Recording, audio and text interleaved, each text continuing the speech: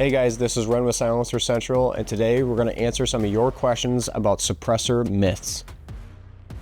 The first myth is that suppressors are illegal, and that is a myth. Suppressors are legal in 42 states, and you can actually hunt with a suppressor in 41 states. The only state that you cannot hunt with a suppressor is Connecticut. They're not just for military or law enforcement. A regular person going through an ATF Form 4 process can get approved and possess a suppressor. Now, the 8 states where suppressors are illegal is Hawaii, California, Illinois, New York, New Jersey, Massachusetts, Rhode Island, Delaware, and the District of Columbia. The next myth is that suppressors are Hollywood quiet.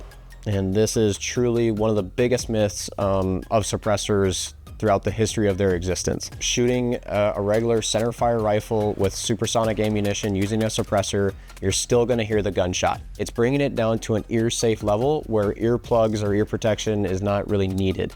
Now, the closest that you can get to movie quiet, where a person can't really hear anything, is going to be like subsonic ammunition with a suppressor. You're still going to hear an action going back and forth, but that's the closest thing that you can get to movie quiet. The next myth is that you have to have a Class 3 FFL SOT to personally own a suppressor, and that is wrong.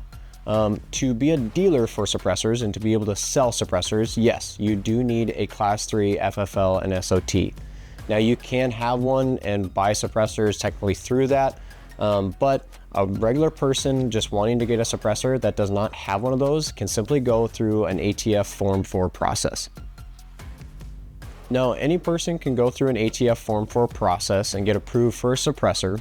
Really, you just are not needing to have anything on your personal record that prohibits you from owning a firearm or being able to obtain a Class 3 NFA item, such as a suppressor.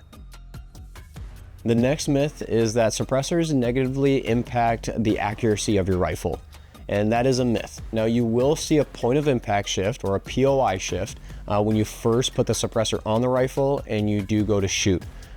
Just with the barrel whipping differently, obviously you now have weight on the end of the barrel. Simply resighting in with the suppressor will get you to where you're sighted in and spot on. The grouping size really shouldn't change. Now, that all depends on the quality of the barrel, the quality of the firearm, the ammo that you're shooting. So there is a ton of different variables, but really a suppressor shouldn't affect the accuracy of a rifle.